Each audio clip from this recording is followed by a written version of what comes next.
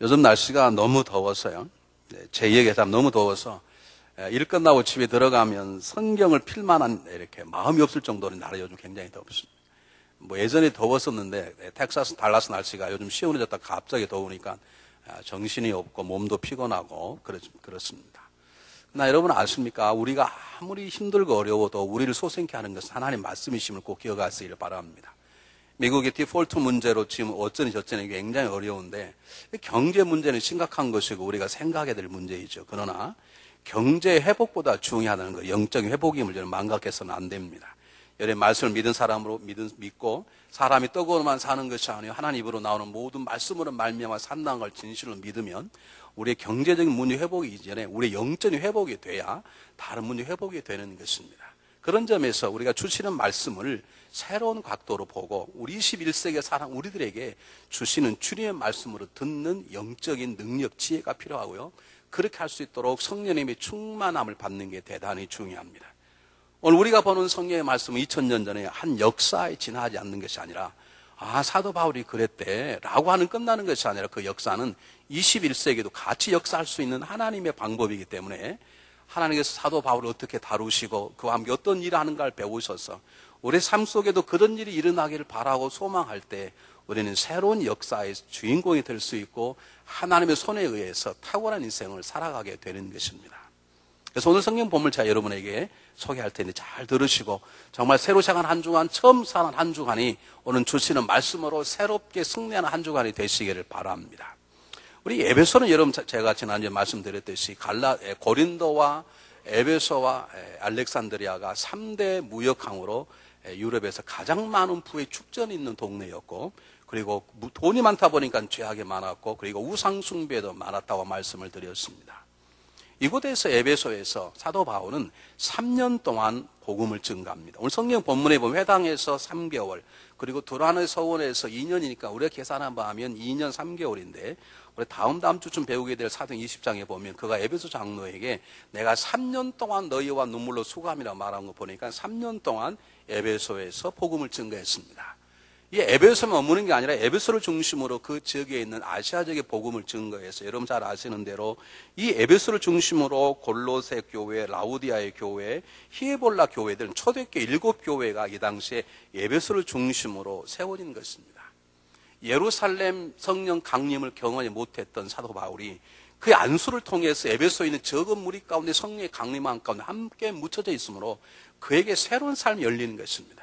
에베소라는 지역이 새로운 선교의 중요 도시로 세워질 뿐만 아니라 사도 바울도 완전히 새롭게 거듭나게 되는, 거듭난다는 말이 그가 뭐 죽었다가 살아난 게 아니라 새로 한 단계 업그레이드되는 사도로서의 자리가 이 에베소의 자리입니다. 자, 그걸 여러분에게 소개할 테니까 잘 들어보시기를 바랍니다. 어렵지 않습니다. 제가 쉽게만 얘기하겠습니다. 여러분 8절 한번 보시고 오늘 본문은 이렇게 시작이 됩니다. 바울이 회당에 들어가 석 달 동안을 담대히 하나님 나라에 대하여 강론하며 권면하되 그렇게 나옵니다. 사도 바울은 회당에 들어가는 게 몸에 배이는 습관이라 그랬죠. 그러니까 그런 사도 바울이 어느 곳에 가든지 회당만 있으면 반드시 그곳에 가서 안식일을 지키고 말씀을 듣고 말씀을 나누는 것이 몸에 배어 있었습니다. 그런데 가서 그동안에 하는 그 가운데 중요한 것은 담대히라는 단어를 오늘 성경 본문에 썼어요. 담대히. 여러분 기억나십니까? 이 에베소 앞에 복음을 전개했던 곳은 고린도입니다. 고린도 앞에 복음을 전개 아덴이라 요즘 아테나라는 곳에서 복음을 전거했는데 이 아테네에서 아덴이라는 곳에서 복음을 전개하는 게 아니라 그들의 철학자와 사도 바울이 있는 철학의 지식을 가지고 계속 논쟁하고 하다가 결국 아무런 열매를 맺지 못하는 몇 사람은 얻었지만 정말 좋은 열매를 얻지 못한 채 쉽게 말하면 선교의 충격적인 실패를 처음으로 사도 바울이 경험하게 됩니다. 그거 어떻게 결심했다 그랬죠? 고린도서 2장 3절에 나오는데 나는 앞으로 절대 논쟁하지 않을 것이며 나는 무엇만 증거한다? 십자가의 복음만, 십자가의 도만 증거한다. 이렇게 설교를 들어오면 저도 그랬지만 이분 이제 막 신학교를 졸업한 분이신지 이제 막 대학원을 졸업한 분이신지 이분이 이제 개척해 하시는지 그걸 되게 알 수 있습니다. 되게 신학교 졸업한 사람들은 졸업하면 저도 그랬지만 맨날 남 깝니다. 누구 목사가 잘못됐고 어쩌고 할 말이 없으니까 그 말밖에 할 말이 없거든요. 그것도 자기가 알지도 않아. 누가 말하면 저도 예전에 누구 굉장히 공격했습니다. 그게 얼마나 큰 죄라는 걸 모르고, 그 다음에 대학원 나오면, 그 다음에 어떻게 설교한 줄 아십니까? 뭐 조직신학자, 불투만이 어떻고, 칼바르가 어떻고, 왜냐하면 그게 머릿속에 꽉 들어있거든요. 근데 오늘 본문은 사도 바울이 놀랍게도 새롭게 변화된 모습을 잘 들어보시길 바랍니다. 고린도에서는 이제는 그렇게 자기 가지고 있는 철학적 지식을 가지고 남과 따지고 그러지 않겠다는 걸 배웠어요. 그리고 이제는 십자가의 복음만 증거하겠다. 굉장히 중요한 거죠. 십자가의 복음만 증거하겠다고 했는데도 불구하고 여러분 아시지만 우리가 어떤 걸 깨달았다고 쉽게 적응이 되던가요? 적응되지 않습니다. 새롭게 깨닫긴 깨달았는데 두려운 거예요. 그래서 고린도에 증거할 때 처음부터 복음을 증거하지 않고 가서 뭘 했습니까? 천막을 지으면서 일하기 시작했습니다. 복음 증거가 풀타임이 아니고 하프타임으로 줄어들어 버렸습니다. 그리고 그가 고백하기를 내가 처음 그곳에 갔을 때 두려워 심히 떨었다고 말했어요. 십자가의 도가 가장 중요하다는 것, 철학이고 사상이고 뭐고 중요한 게 아니고 예수 그리스도의 죽으심과 살아나심이 가장 중요한 복음의 핵심을 알고 그것을 그냥 하지 않고 내 입술의 자랑으로 하지 않고 내 지식으로 말하지 않고 무엇으로? 성령이 주시는 힘으로 하겠다고 고백했음에도 불구하고 그가 그게 잘 안 되더라는 거예요. 그래서 심히 두려워 떨었노라고 말하고 있습니다. 그래서 오늘 본문은 뭐라고 말합니까? 담대하게라고 말합니다. 여러분 기억하시길 바랍니다. 내가 하나님 말씀을 읽습니다. 그 말씀이 내 살이 되고 피가 되어서 내 인생을 변화하고 삶을 변화시키는 능력으로 나타나며 그것이 내 삶 속에 어떤 대적 속에서도 담당할 수 있는 어떤 상황 속에서도 두려워하지 않으려면 말씀이 충만한 우리 가운데 무엇가 부어져야 됩니까? 성령의 충만함이 부어져야 되는 것입니다. 이 에베소의 성령 강림 속에 있던 사도 바울이 그걸 체험한 거예요. 3년 동안 하나님 말씀을 아랍의 사막에 들어가 연구를 했습니다. 그렇구나, 구약에 그가 바로 예수 그리스도 믿고 왔지만, 그리고 깨닫고 그 십자가의 도가 중요한 걸 알았지만 두려워 떨던 그에게 에베소 성령 강림을 통해 성령의 기름 붓게 부어지니까 이제는 두려움이 없다라는 거죠. 그가 담대하게 복음을 증거했다 그 말입니다. 여러분 세상 우리에게 너무나 많은 떨림을 두려움 사건들이 얼마나 많은지 모릅니다. 얼마나 들리는 소리마다 흉한 소리가 들리는지 모릅니다. 어떤 이들은 말하기를 앞으로 9월 달에 LA 쪽에 엄청난 쓰나미 올 거라고 생각해서 이미 도망 온 사람도 있습니다.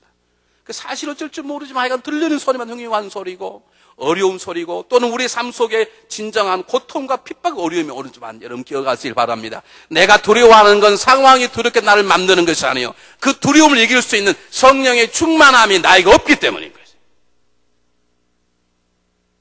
성령의 충만한 모든 어려움을 모든 두려움을 넉넉히 극복하게 하는 하나님의 능력이 부어주심을 믿으시기를 바랍니다.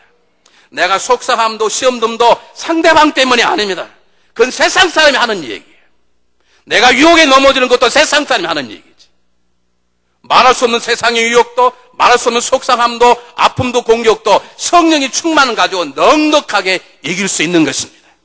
사도 바울의 담대함은 자기 것이 아니라 그를 살아 부어주시는 성령의 충만함이었듯이 오늘 중앙제나와 예배드린 여러분 가운데 성령의 충만함이 어떤 어려움 속에서도 담대한 신앙인들이 되시기를 주의 이름으로 축복해 드립니다. 두려움이 떠나갈지어다.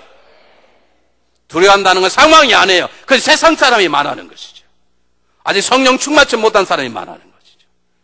성령 충만한 사람들은 십자가에 못 박히는 그 고통 가운데서도 그들은 조금도 두려워하지 않았다.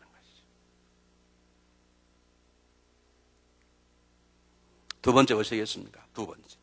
8절에 바울이 회당에 들어가 석 달 동안 담대히 하나님 나라의 강론함에 권면하되, 여기 중요한 건 강론함에 권면했단 말은 무슨 말이냐면 사도 바울이 그 전에 어떻게 했습니까? 복음을 증거하고 안 믿으니까 오케이 나는 책임 없다고 먼지를 털어버려 떠나버려요. 주님 그렇게 말씀하셨거든. 이게 복음을 증거하고 나서 믿으면 믿어라 안 믿으면 관두고 그렇게 복음을 증거해. 그걸 설교라고 하니 말해요. 근데 요즘 설교는 이걸 다 포함해요. 강론과 권면의 말 무슨 말이냐면 쉽게 풀어서 더 자세하게 얘기를 하고 그래도 못 알아들으면 쫓아가면서 계속 믿도록 설득하는 것을 권면이라고 해요. 이 전까지는 사도 바울의 복음을 증거하고 믿으면 아멘 할렐루야 안 믿으면 내 믿어 내 책임 아니야? 라고 하는 식으로 복음을 증거했어요. 그러나 그가 성령의 충만함을 경험한 다음부터 그의 마음이 변했습니다.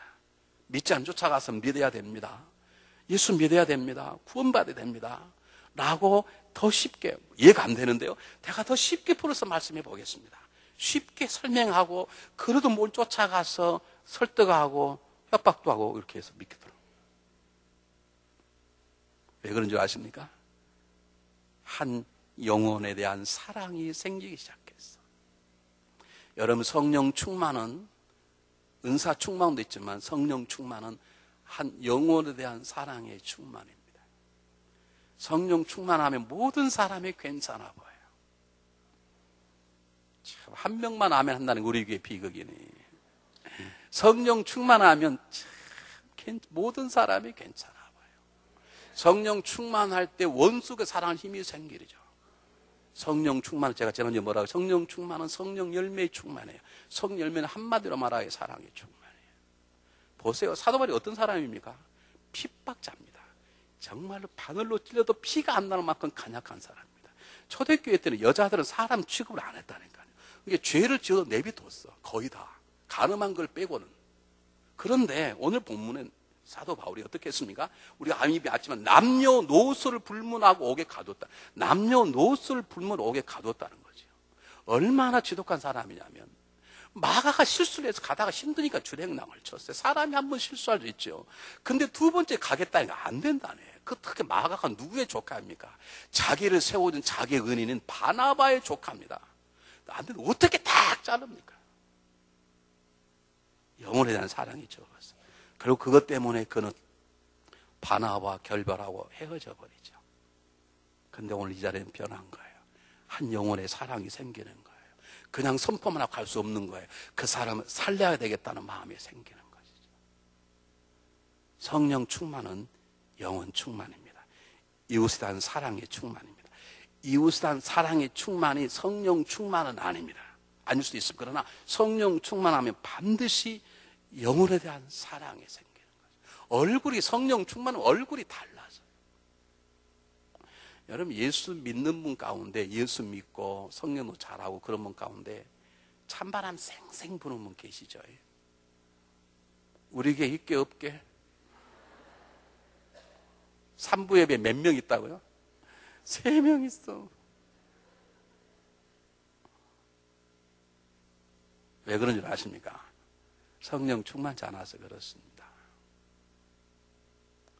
여러분, 거울 보시고 여러분의 얼굴에 주름살 해하지 마시고 여러분의 성령 충만한 영혼 사랑에 충만한 여러분의 눈과 얼굴빛이 나오는가 보세요.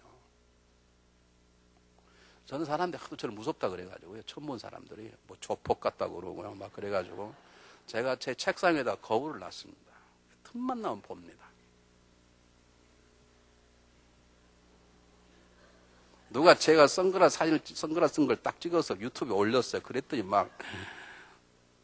하여간 갓파더라고 그러고 형님 그러고 막 쓰고 난리가 났어.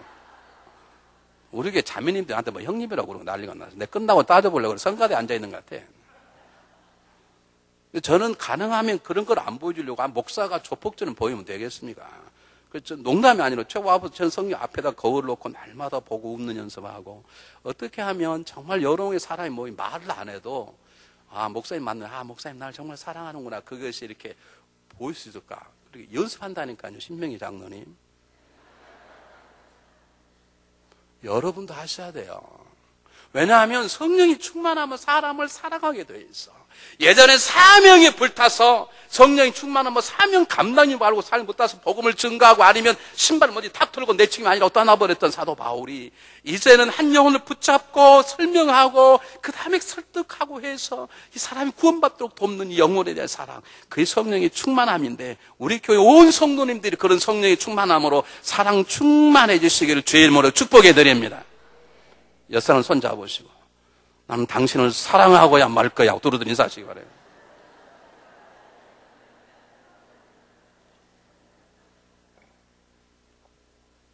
세 번째입니다. 세 번째 보시기 바랍니다. 바울이 회당에 들어가 석 달 동안 담대히 하나님 나라에 대하여 강론하니, 사도 바울이 다른 곳에서는 복음을 증거했다 하나님 말씀을 전하며 그렇게 나와 있는데 여기서 하나님 나라라 그랬는데, 하나님 나라라는 말은 하나님이 다스리시고 지배하는 나라를 말합니다.